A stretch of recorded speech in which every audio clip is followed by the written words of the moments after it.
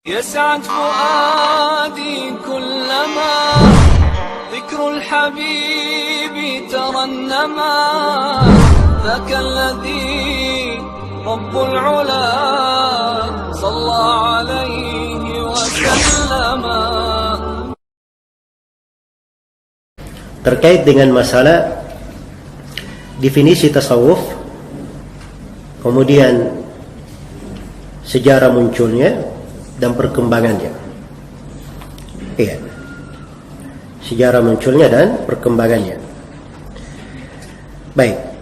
Dimaklumi bahwa di dalam Islam ini, ketika Islam ini dibawa oleh Rasulullah sallallahu alaihi wasallam, maka apa yang dibawa oleh Nabi sallallahu alaihi wasallam inilah yang berjalan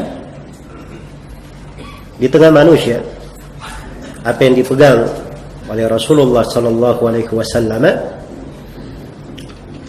dan diikuti oleh para sahabatnya, inilah jalan agama. Inilah jalan beragama.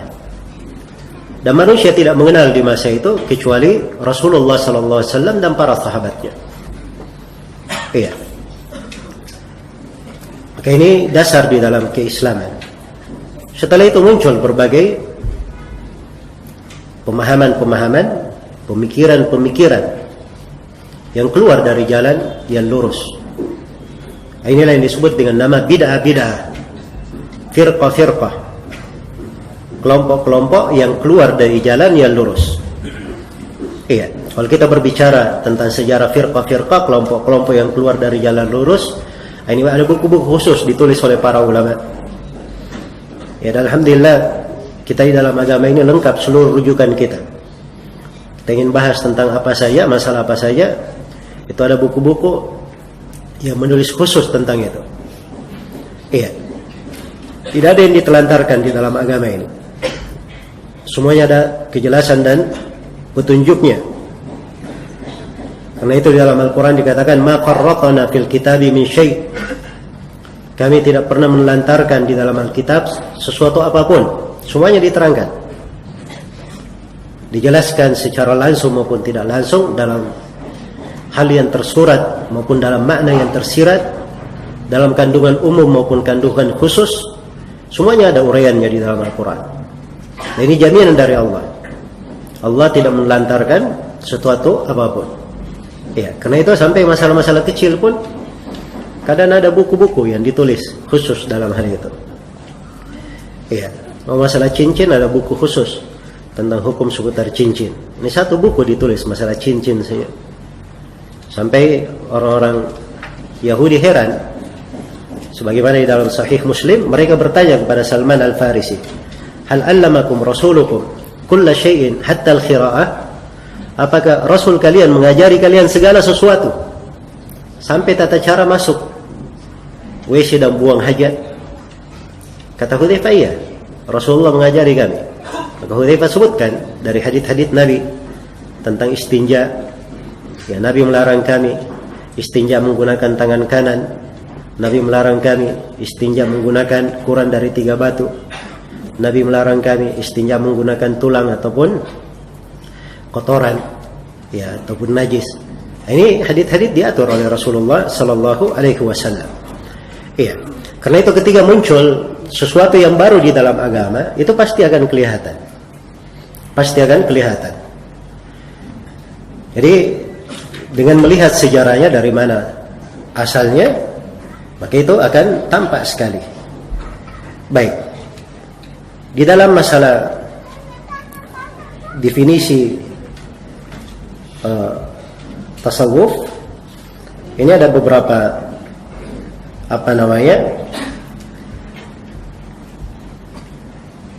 ucapan di kalangan orang-orang tasawuf itu sendiri di dalam mendefinisikannya. Iya. Karena itu di antara mereka ada yang mengatakan bahwa tasawuf itu memiliki lebih dari 20 definisi. Yang disebutkannya dari tokoh-tokoh tasawuf seperti tokoh sufi yang merupakan kutub mereka. Kalau dikatakan kutub, ya, Itu ada istilah sendiri dalam tasawuf, tingkat yang sangat tinggi tengah mereka. Jadi ada beberapa tokoh mereka menyebutkan sekitar 20 definisi. Ya. Dan seorang dari pendahulu mereka, Al-Qushairi, ya, dalam risalah yang terkenal di kalangan orang-orang tasawuf yang bernama Ar-Risalah Al-Qushairiyah, itu dia sebutkan bahwa tasawuf itu di kalangan orang-orang sufi itu ada sekitar 50 definisi. Iya. Dan salah seorang tokoh tasawuf yang bernama Asy-Syahruri, dia mengatakan bahwa ucapan para masyayikh mereka tentang bagaimananya tasawuf itu lebih dari 1000 pendapat. Iya. Lebih dari 1000 pendapat. Bahkan Muhammad Tahir Al-Hamidi, dari penulis tasawuf juga, dia mengatakan ucapan yang didapatkan tentang tasawuf itu dikatakan sekitar 2000 definisi. Sekitar 2000 definisi. Ya. Jadi orang yang masuk saja ke dalamnya ingin tahu definisinya apa, itu awalnya bingung dulu. Ya. Ini kok banyak sekali definisinya. Tapi tidak ada masalah, kita sebutkan dari sebagian definisi yang dikenal di tengah mereka. Iya. Jadi salah seorang tokoh tasawuf yang bernama Samnun, ketika ditanya tentang tasawuf itu apa, kata beliau, "Alla tamliku syai'an wa la yamlikuka syai'." Tasawuf itu kamu tidak memiliki sesuatu dan kamu tidak dimiliki oleh sesuatu apapun. Iya. Dan seorang tokoh tasawuf yang bernama Abu Husain An-Nuri, Ahmad bin Muhammad namanya, ketika ditanya siapa itu sufi, maka dia berkata, "Man sami'a as-sama' wa athara bil asbab." Siapa yang mendengar as-sama'. As-sama' ini akan datang, ya, salah satu dari kegiatan orang-orang sufi, mendengarkan qasidah-qasidah, nyanyian-nyanyian. Ini as-sama'. Ya, dia senang seperti itu. Ya, dan dia lebih mendahulukan sebab-sebab. Iya.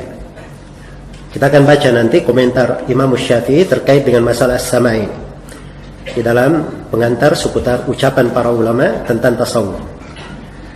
Baik. Dan apa namanya? Disebutkan juga dari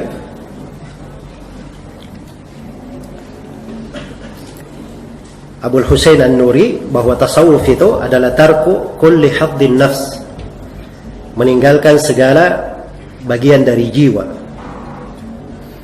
Iya. Dan Al-Qushairi menukil dari Al-Junaid. Dan Al-Junaid ini nama yang banyak dipakai oleh orang-orang tasawuf.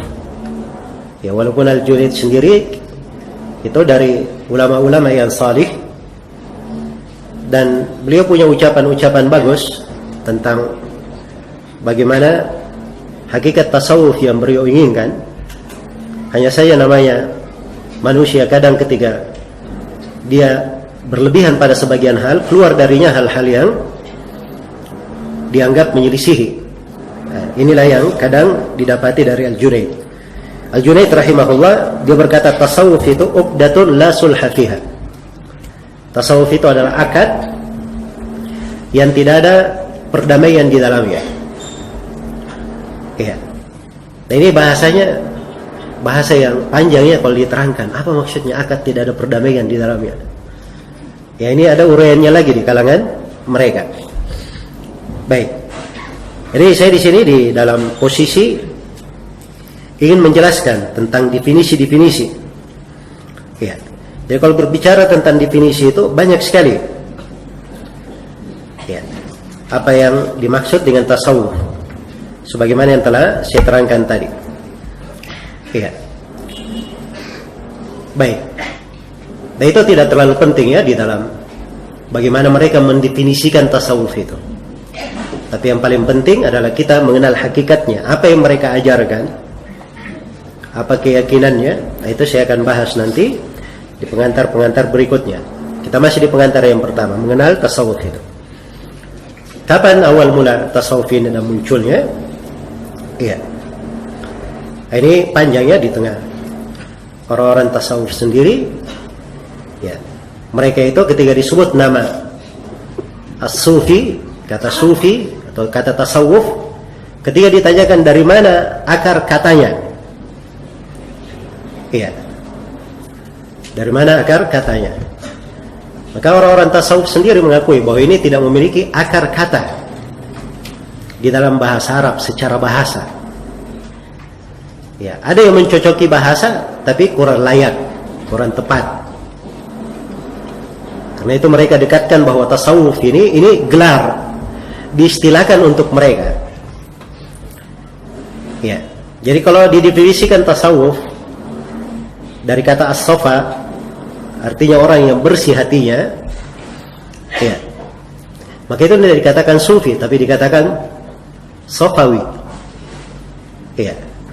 Kalau dikatakan dari kata sofwa juga seperti itu. Iya. Kalau dikatakan apa namanya? Ada yang mengatakan bahwa dia ini tasawuf dari kata sufwah katanya. Ahlus sufwah. Itu sahabat-sahabat Nabi kan ada namanya ahlus sufwah. Karena mereka tinggal di masjid. Komitmen dengan ibadah. Maka saf yang paling pertama menghadap kepada Allah itulah orang sufi kata mereka. Karena itu dari kata as-suffa. Jadi kalau dikatakan as-suf dari kata as-suffa, maka tidak disebut sufi tapi dikatakan sufi dalam bahasa Arab. Iya. Jadi secara akar bahasa itu tidak memiliki apa? Tidak memiliki ketersambungan. Iya. Ada yang mengatakan bahwa dia nisbat kepada suf. Suf itu adalah bulu domba. Dan kebanyakan orang-orang tasawuf itu karena mereka dikatakan zuhud terhadap dunia, mereka pakai baju yang paling sederhananya waktu itu, bulu domba. Ya, tapi kalau kita sekarang ini bulu domba hal yang mahal ya. Ya. Kalau kita cari baju-baju yang dari bulu domba sekarang ini mahal. Ya, lebih murah baju-baju kayak gini yang kita pakai. Kan begitu? Baik. Tapi ini juga tidak diterima oleh orang-orang sufi karena kata mereka, kebanyakan dari mereka juga tidak memakai bulu domba. Jelas ya? Tidak memakai dari bulu domba. Yang jelas ini istilah, ya, tampak bahwa dia istilah baru muncul. Apalagi kalau kita lihat dari asal muasal munculnya, itu disebutkan awal munculnya itu di abad kedua Hijriah. Iya, di abad kedua Hijriah dari tokoh-tokoh yang dinisbatkan kepadanya. Tapi tokoh-tokoh di abad kedua ini, ya, itu ada dari orang-orang salih seperti yang saya terangkan tadi. Memiliki dari kalimat-kalimat bagus, hal yang baik di dalam ibadah. Hanya saja mereka apa namanya? Kadang ada hal-hal yang keliru di dalam sebagian ucapannya. Dan berbeda antara orang yang pertama dinisbatkan kepadanya dengan orang yang datang di generasi setelahnya. Apalagi di abad kelima dan seterusnya. Nah, ini sudah terbentuk memang apa yang disebut dengan aliran-aliran apa? Aliran-aliran tasawuf itu. Iya. Baik. Jadi dari definisi ini saya bisa simpulkan bahwa tasawuf sufia itu sesuatu masuk di dalam Islam. Iya. Bukan perkara yang ada di masa Nabi SAW, para sahabatnya dan para a'imah. Tidak masuk di dalam 3 generasi. Dan ini dari hal yang disepakati bahwa tasawuf ini muncul setelah apa? Al-Qurunil Mufaddalah. 3 generasi yang dipuji oleh Nabi sallallahu alaihi wasallam dalam sabda beliau yang mutawatir, khairun nasi qarni thumma alladhina yalunahum thumma alladhina yalunahum. Sebaik-baik manusia adalah generasiku, kemudian generasi setelahnya, kemudian generasi setelahnya. Ini sebaik-baik generasi. Dan ini tasawuf sufia munculnya setelah itu. Munculnya setelah itu. Iya. Baik. Jadi ini pengantar yang pertama terkait dengan definisi tasawuf awal kali munculnya dan sejarah munculnya. Dan tingkatan-tingkatannya juga jelas. Iya. Tingkatannya jelas. Itu setiap kali mundur masanya, maka kondisinya semakin parah. Dan ini akan terlihat nanti dari keyakinan mereka. Iya. Baik. Gulunya ekstrim, pengkultusan yang berlebihan orang sufi. Seperti apa? Seperti contoh mereka mengatakan Abdul Qadir Jailani diberikan kun oleh Allah Subhanahu wa taala. Kalau dia bilang kun fayakun, jadi maka jadilah. Dan ini menunjukkan bahwa si Abdul Qadir Jailani mampu mengatur alam semesta. Kenapa? Dia diberikan kun, mampu menciptakan, mampu yang lainnya. Ini kesyirikan, ya. Tidak ada yang diberi kun oleh Allah Subhanahu wa taala. Nabi Muhammad SAW saja tidak pernah diberi kun, ya. Semuanya tidak ada pernah dikasih kun. Tahu-tahu Abdul Qadir Jailani rahimahullah dianggap ya telah diberi kun. Kalau dia bilang kun, maka fayakun. Ini syirik akbar, meyakini Abdul Qadir Jailani telah diberi kun oleh Allah Subhanahu wa taala. Sama sikap mereka yang berlebihan, seperti sebagian mereka mengatakan al-wali yakhluq. Ada dulu salah seorang habib mengatakan wali bisa mencipta. Ya, yang mencipta cuma Allah Subhanahu wa taala. Gimana wali mencipta? Ya. Yang mencipta cuma Allah, dari tidak ada menjadi ada cuma Allah. Kemudian ada seorang habib mengatakan wali qad yakhluq. Wali mungkin bisa mencipta karena telah memiliki karomah yang tinggi, wali bisa mencipta. Ya, saya kadang-kadang heran lihat orang sufi seperti itu. Otak mereka taruh di mana? Bagaimana mereka sampai berlebihan seperti ini? Ya. Sehingga akhirnya menjadi apa kata Imam Syafi'i, tidaklah seorang mengenal sufi di pagi hari walam ya'ti dhuhur illa waqad qad sara ahmaq, tidaklah seorang mengenal sufi di pagi hari sebelum datang zuhur sudah pandir, ya. Ini contohnya benar seperti menganggap bahwasanya wali bisa mencipta, ya. Wali bisa bilang kun fayakun, ya. Kemudian di antaranya meyakini misalnya wali atau ya, dunia dan seisinya milik Nabi sallallahu alaihi wasallam, ya. Ini juga pengkultusan orang sufi yang berlebihan.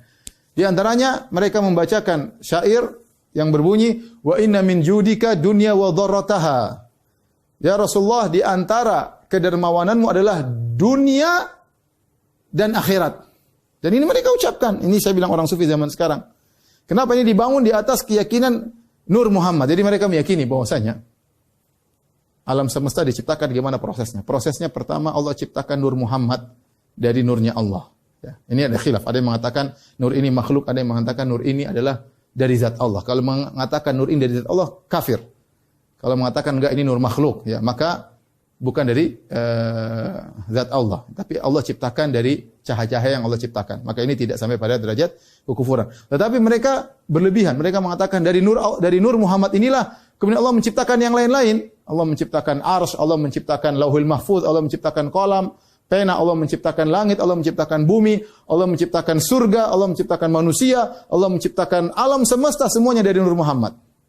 Semuanya diciptakan dari nur Muhammad. Karena dia meyakini segalanya diciptakan dari nur Muhammad, maka dia mengatakan dunia dan surga beserta isinya adalah dari Muhammad. Karena dunia dan surga dan isinya dari nur Muhammad. Berarti milik Muhammad sallallahu alaihi wasallam. Dan dia mengatakan, Nabi Muhammad sungguh kaya. Kenapa? Di antara kekayaan Nabi Muhammad, wa inna min judika dunya wa dharrataha. Di antara kedermawananmu engkau wahai Muhammad adalah dunia dan surga dan seisinya. Subhanallah. Sampai ada seorang ulama membantah, seandainya ini diganti dengan Allah lebih afdal. Di antara kedermawanan engkau ya Allah adalah surga dan dunia dan surga. Cocok. Tapi kalau bilang semua dunia dan akhirat adalah milik Muhammad, ini berlebihan. Ya akhi, Allah sang pemilik, ya. Kalau sudah dunia dan akhirat milik Muhammad, kemudian sallallahu alaihi wasallam yang milik Allah yang mana? Yang milik Allah yang mana, ya? Jangan bilang itu Allah yang kasih, enggak ada. Semuanya milik, enggak ada. Ya. Rasulullah SAW kita cinta kepada Nabi SAW, tapi tidak boleh berlebihan. Saya mengatakan demikian. Dan ini juga di antara sikap ekstrim berlebihan orang sufi mengkultuskan wali-wali mereka atau orang dianggap wali sampai pada tahapan Man i'taqada anna ba'dhan nasi yas'uhu al-khuruj an syari'ati Muhammadin sallallahu alaihi wasallam kama wasi al-Khadir al-khuruj an syari'ati Musa alaihi salam fahuwa kafirun. Barang siapa meyakini bahwa sebagian orang boleh keluar dari syariat Nabi Muhammad sallallahu alaihi wasallam, sebagaimana Khidir bisa keluar dari syariat Musa alaihi salam, maka dia kafir. Maka dia kafir, murtad, keluar dari Islam berdasarkan kesepakatan ulama, tidak ada perbedaan pendapat. Jemaah sekalian, siapa yang beliau maksudkan di sini? Yang beliau maksudkan di antaranya sebagian sufi, tasawuf, tarekat yang gulat, yang ekstrimnya. Karena sufi itu bertingkat-tingkat. Ini tingkatan yang paling ekstrim. Yaitu mereka membagi agama menjadi dua, syariat dan hakikat. Ada yang menjadi 4, syariat, tarekat, hakikat, ma'rifat. Kalau sampai di sini saja, maka ini adalah bid'ah di dalam agama. Tidak ada satu hadis pun, satu ayat pun yang membagi agama seperti itu. Itu hanyalah bualan mereka atau yang mereka ada-adakan saja. Itu bid'ah di dalam agama. Kalau sampai di situ saja, mereka bilang agama itu adalah syariat dan hakikat, atau syariat, tarekat, hakikat, ma'rifat. Itu hanyalah bid'ah yang mereka buat-buat. Tetapi ini bisa sampai tingkat kekufuran. Kalau mereka mengatakan, jika dia sudah sampai tingkat hakikat, atau sudah ma'rifat, maka dia tidak perlu lagi pada syariat. Karena tingkatannya sudah tinggi. Sudah tinggi artinya bagi mereka sudah menjadi wali. Padahal wali itu seharusnya makin tinggi, makin beriman dan bertakwa, makin kuat menjalankan syariat. Itu hakikat wali. Sebagaimana Allah sebutkan di surat Yunus ayat 62-63. Ala inna awliya Allahi la khawfun alaihim wa la hum yahzanun. Ketahuilah, wali-wali Allah itu mereka tidak merasa takut dan tidak bersedih hati.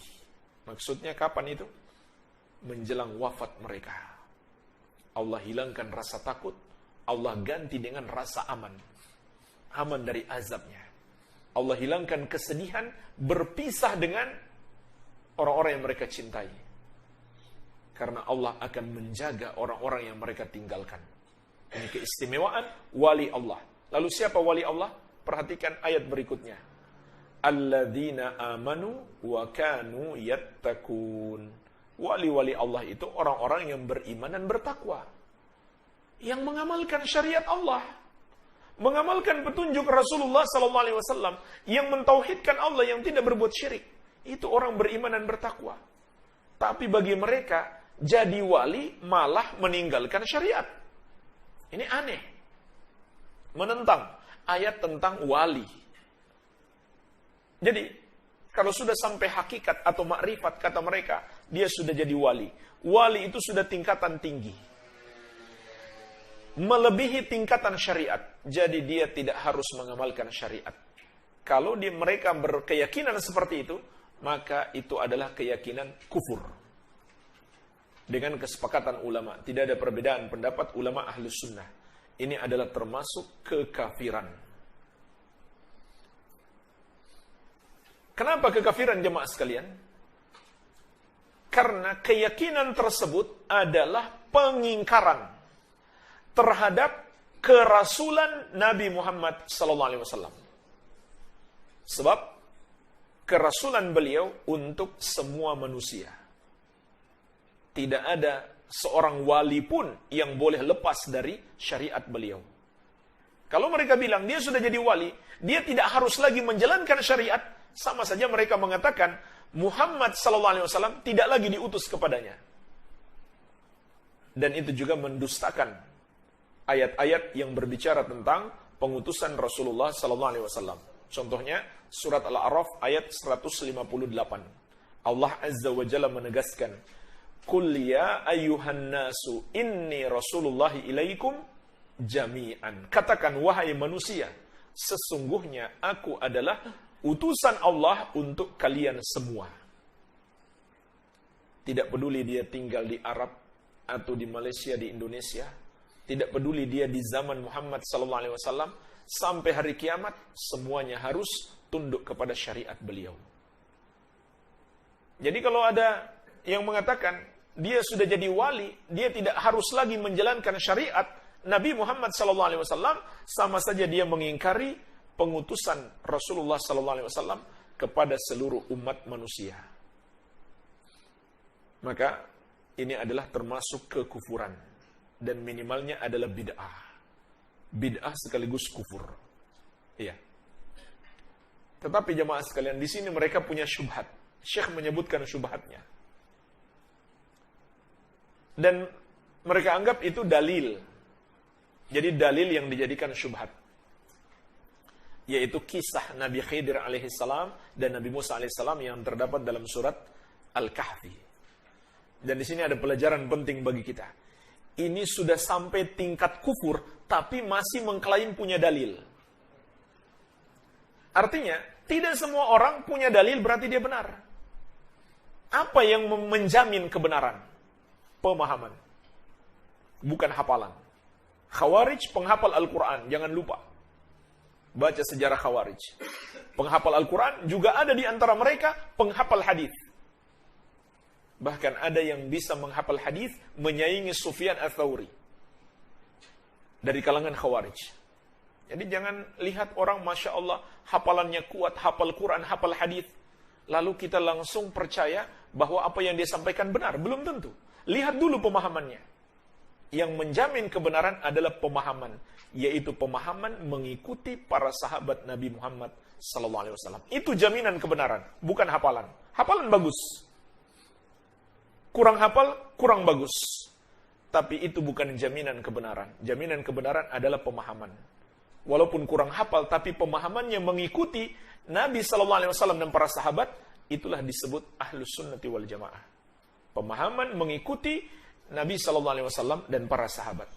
Nah, di sini mereka punya dalilnya, yaitu ayat yang berkisah tentang Nabi Khidir dan Nabi Musa alaihi wassalam. Kata mereka, jadi syubhat mereka apa? Nabi Khidir itu wali. Dan Nabi Khidir tingkatannya lebih tinggi daripada Musa. Makanya Nabi Khidir tidak terikat dengan syariat Nabi Musa alaihissalam. Nabi Khidir membunuh anak kecil. Diprotes, disalahkan oleh Nabi Musa.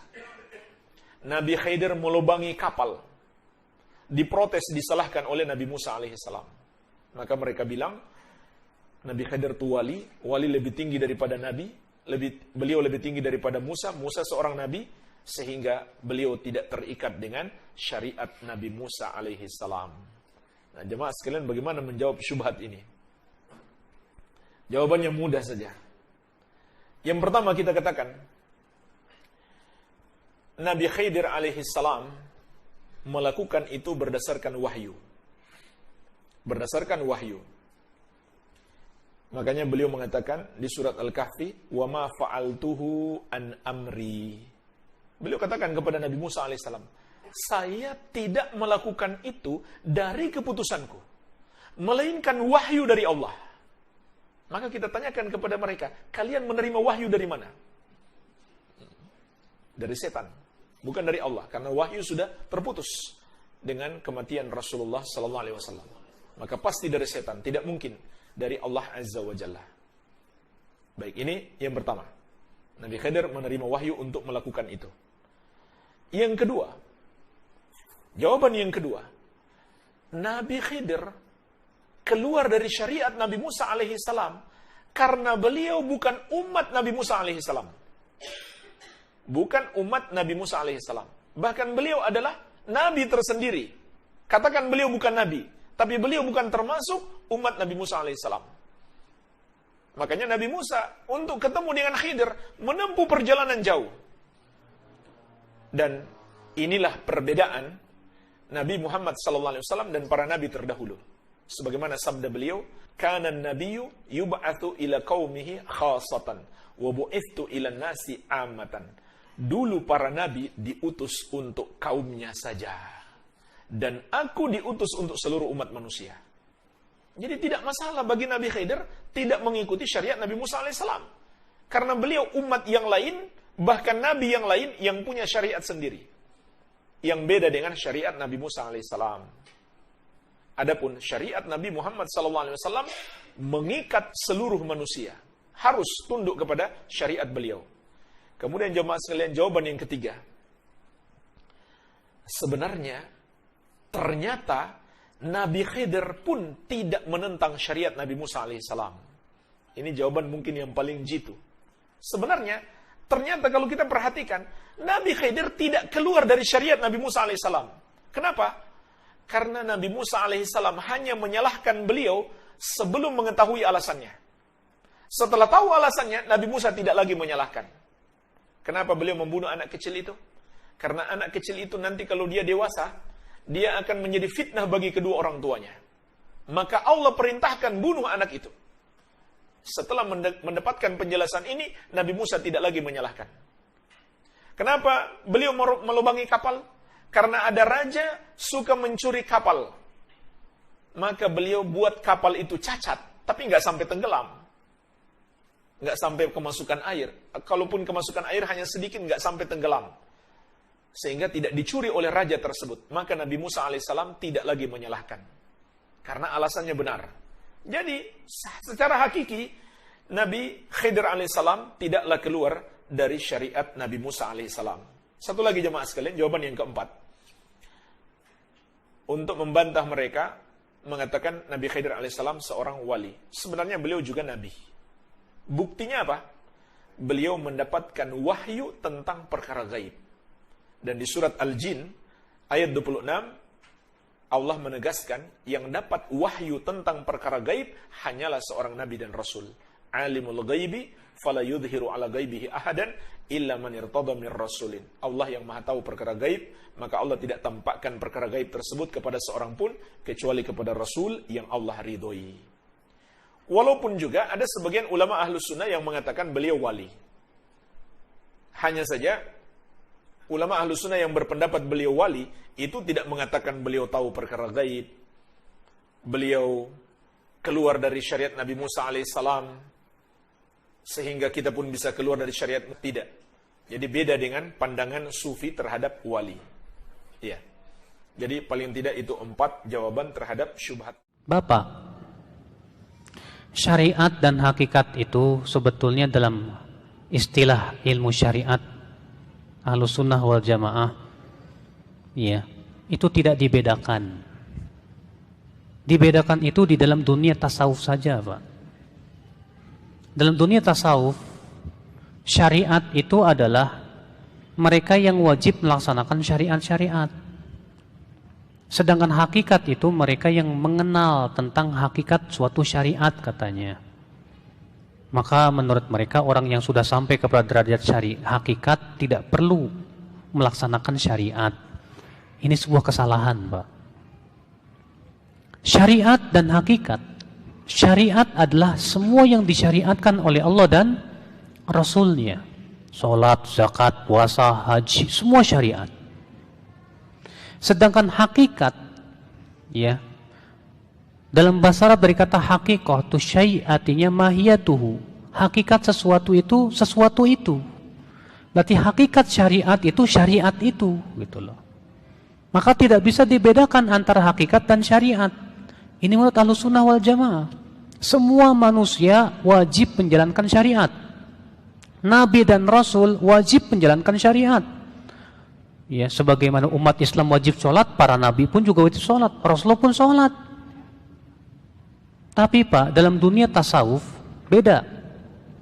Orang yang sudah sampai kepada derajat hakikat tidak wajib syariat. Jadi menurut mereka, orang yang sampai kepada derajat wali berarti tidak perlu lagi mengikuti syariat Nabi. Ya. Makanya dalam dunia tasawuf itu Pak terbalik. Kalau Ahlus Sunnah mengatakan apa? Yang paling tinggi Rasul, setelahnya siapa? Nabi, setelahnya siapa? Wali. Tapi dalam dunia tasawuf dibalik. Yang paling tinggi wali, setelahnya siapa? Nabi. Yang paling rendah siapa? Rasul. Makanya salah satu pentolan ulama tasawuf berkata, maqamun nubuwati fil barzakhi fuwaiqar rasuli wa dunal wali. Nabi di alam barzakh itu katanya di atas Rasul, di bawah wali. Berarti yang paling rendah Rasul, di atasnya Rasul, Nabi, di atasnya lagi wali. Jadi menurut mereka wali itu lebih tinggi dari Nabi dan Rasul. Jadi wali tidak ada kewajiban ikut syariat Nabi. Inilah Pak, letak kesesatan yang luar biasa. Di mana? Al-Quran menyebutkan bahwa wali itu siapa? Allah berfirman dalam surat Yunus, Ala inna awliya Allah la khawfun alaihim wa lahum yahzanun alladzina amanu wa kanu yattaqun. Ketahuilah, wali-wali Allah itu tidak akan merasa takut dan tidak akan bersedih hati pada hari kiamat. Siapa itu wali-wali Allah? Yaitu orang-orang yang beriman dan bertakwa. Jadi wali-wali Allah itu siapa? Wali Allah itu setiap orang yang beriman dan bertakwa. Antum semua wali Allah. Tapi wilayahnya, loyalitas Allah kepada wali-walinya itu sesuai dengan keimanan dan ketakwaan. Semakin tinggi keimanan dan ketakwaannya, semakin tinggi derajatnya di sisi Allah Subhanahu wa taala. Makanya apa? Konsep wali menurut Ahlussunnah sangat jauh beda dengan konsep wali menurut tasawuf. Kalau menurut Ahlussunnah, wali itu setiap orang yang beriman dan bertakwa. Sedangkan tasawuf untuk sampai kepada derajat wali itu harus melewati beberapa fase. Di antaranya mereka harus menyiksa dengan zikir. Sampai mereka di antara mereka berzikir itu Pak, sampai pingsan. Katanya kalau sudah pingsan, ya, mereka mengucapkan zikir mereka yang paling tinggi apa? Hu. Pertama la ilaha illallah dulu. Nanti Allah. Baru sampai huwa. Pingsan. Kalau sudah pingsan itu disebut dengan fana. Kalau sudah fana ini sudah mulai sampai kepada derajat mukasyafah. Mukasyafah itu artinya terbukanya tirai yang gaib. Mereka sudah sampai, siapa yang sudah sampai kepada derajat kasyaf, ini sudah sampai tingkat tinggi, Pak. Nanti sebelum derajat wali, biasanya sinting dulu dikit katanya. Iya. Makanya antum tahu, di dalam dunia tasawuf, ada seorang wali yang bernama Ahmad Al-Badawi. Al-Imam Adz-Dzahabi ketika menyebutkan biografi Ahmad Al-Badawi, beliau berkata apa? Tidak dikenal siapa dia. Namun disebutkan dalam sebuah riwayat bahwa ia pernah sholat tanpa wudu, sehingga orang-orang menganggap, oh ini wali. Masa wali sholat tanpa wudu? Gimana coba? Makanya kan dalam cerita-cerita di Indonesia ini, Sunan Kalijogo kan wali, ya, itu tapak di pinggir kali 40 tahun sampai lumutan, nggak sholat, nggak puasa Ramadan, nggak zakat, nggak haji, terus jadi wali. Ajib, ya. Masa orang nggak sholat jadi wali? Yang bener aja, Pak. Maka ini akhi azakumullah wa iyyakum, ini dongeng-dongeng tasawuf semuanya, yang hakikatnya ingin memisahkan manusia dari syariat. Itu hakikatnya, ya. Tentu saja ini sama saja dengan orang-orang muslim yang umumnya, dan ini masuk dalam kategori dosa syubhat nih. Artinya mereka masuk dalam dosa yang syubhat. Mereka nggak tahu kalau mereka sedang berbuat salah. Bagaimana caranya orang ibadah kepada Allah? Teman-teman kita yang ikut tarekat, ikut tasawuf ini, mereka menganggap tidak butuh dengan syariat. Kita belajar ma'rifat belajar tentang Allah tanpa melalui syariat. Syariat untuk orang awam. Para sahabat belajar syariat, teman-teman sekalian. Bagaimana kita sampai pada tingkat ma'rifat memahami Allah tanpa syariat? Nggak mungkin itu. Mustahil. Bahkan mereka menyusun di setiap tarekat ada maqamatnya sendiri. Tarekat ini. Tarekat itu kan diambil dari kata-kata bahasa Arab tariqah, yang berarti jalan menuju mengenal Allah. Tapi maunya jalannya masing-masing sendiri. Makanya tarekat ini caranya beda, tarekat ini caranya beda. Padahal Islam tidak punya itu, ya. Cara ibadah kita satu, halal jelas, haram jelas. Cara sholatnya sudah jelas, membatalkan sholatnya jelas, kewajiban dan sunnahnya, ini semua jelas semua kok, nggak ada sesuatu yang baru. Tapi akhirnya mereka buat tarekat-tarekat ini, jalan-jalan ini menuju kepada Allah tapi cara sendiri. Makanya mereka buat maqamat, maqam 1, maqam 2, maqam 3, maqam 1 istighfar 1000 kali, maqam 2 salat sekian ribu rakaat dan seterusnya. Nanti maqam tertinggi jadi wali Allah, boleh nggak salat? Karena dianggap wali Allah.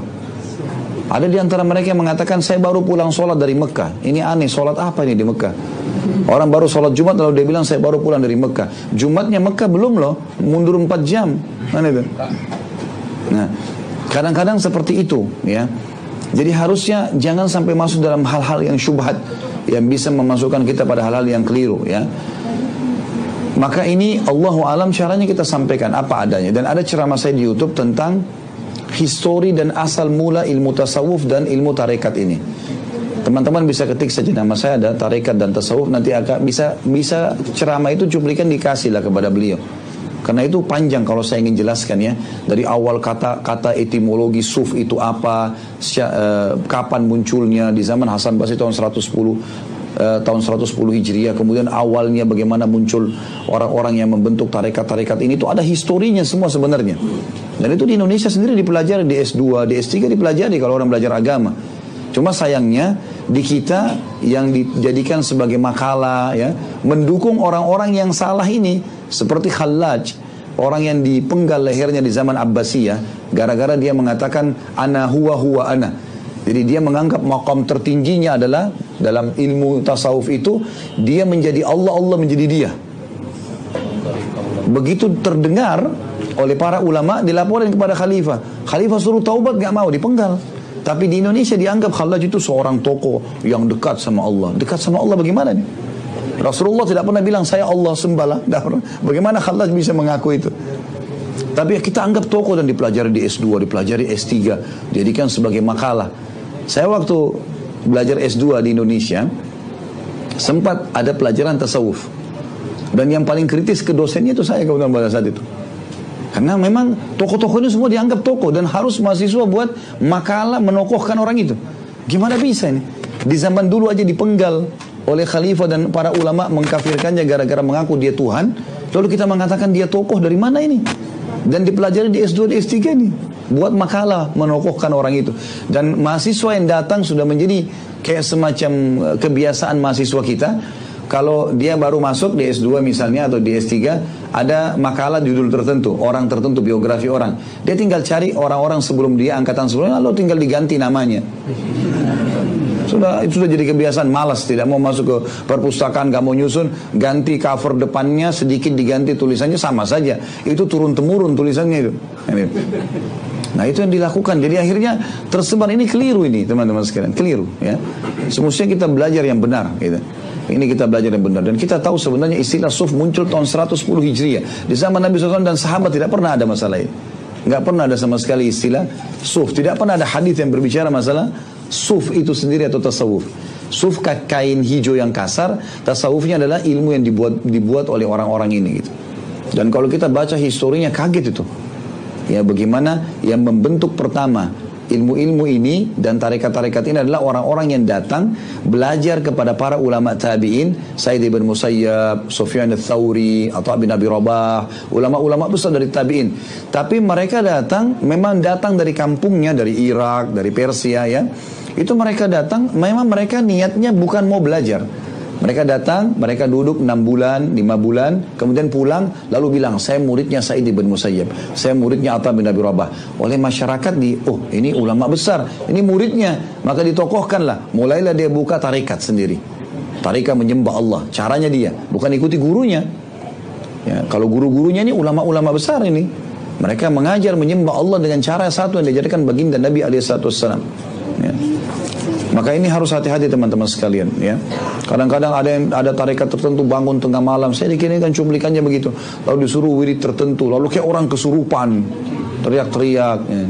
Nggak pernah dalam Islam ini, aneh-aneh, kan itu. Islam nggak ada aneh-aneh teman-teman sekalian, jelas kok ibadah kita. Jangan lakukan hal-hal yang membuat orang lain juga a priori dengan Islam. Ya, orang menganggap Islam itu tidak benar, padahal sebenarnya tidak. Nah, Masya Allah, berkaitan dengan ma'rifatullah tabaraka wa ta'ala, yang artinya mengenal Allah. Siapa sih di antara hamba-hamba Allah yang paling mengenal Allah? Siapa jemaah? Anda kasih hadiah.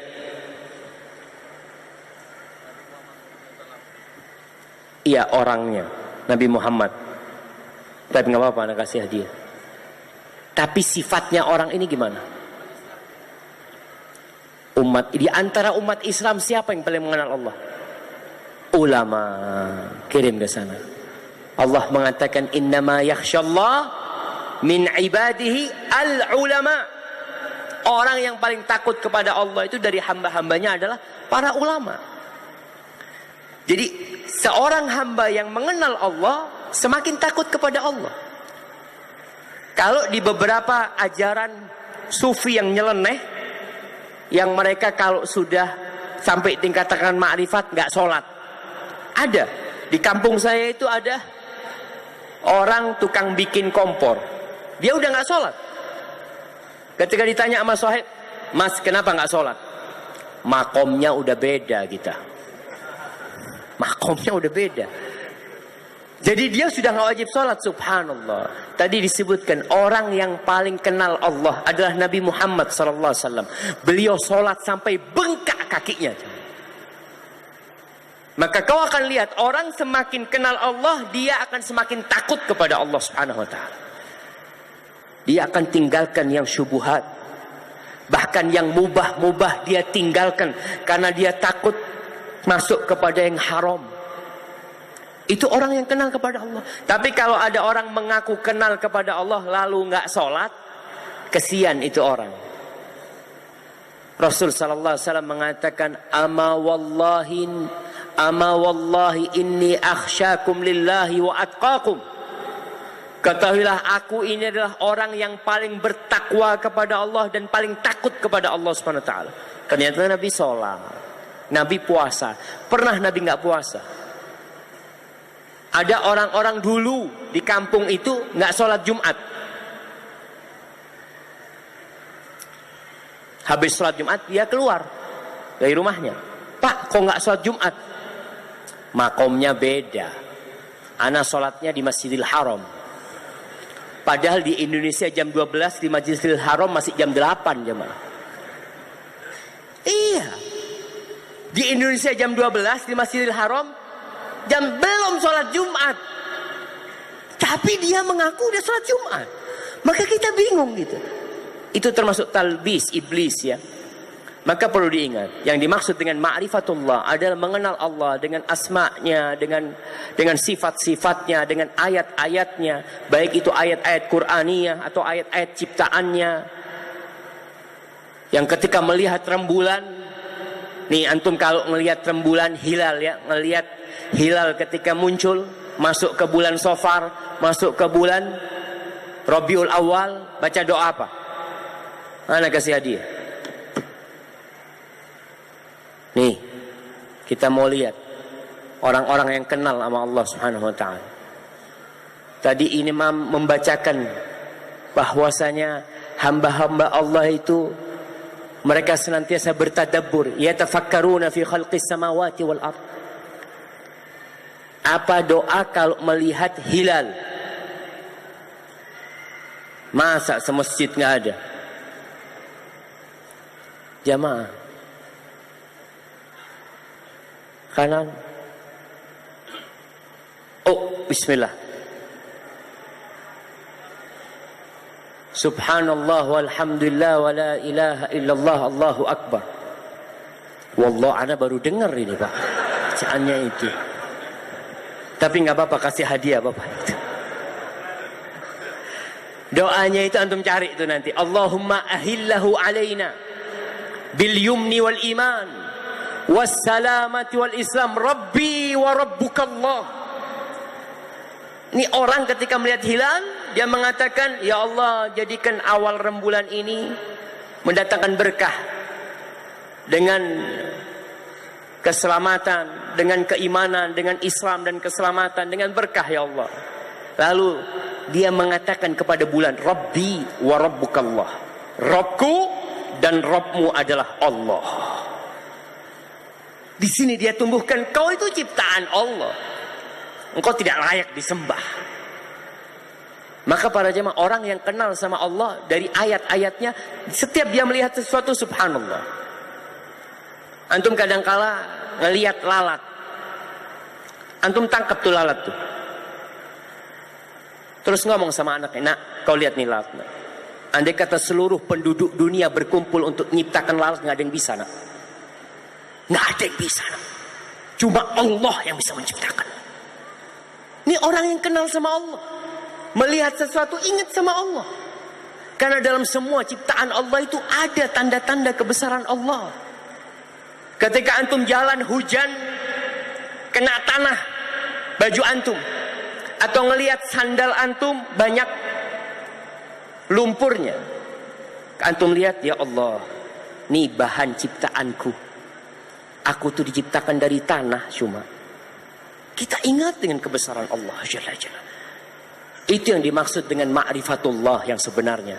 Sehingga orang ini semakin taat kepada Allah, semakin takut kepada Allah, semakin banyak ibadahnya. Itu orang yang kenal sama Allah. Tapi kalau orang mengaku kenal sama Allah lalu tidak sholat, karena sudah tingkatannya berbeda, wallahu a'lam bishawab, kayaknya harus diobatin itu orang jemaah. Nah.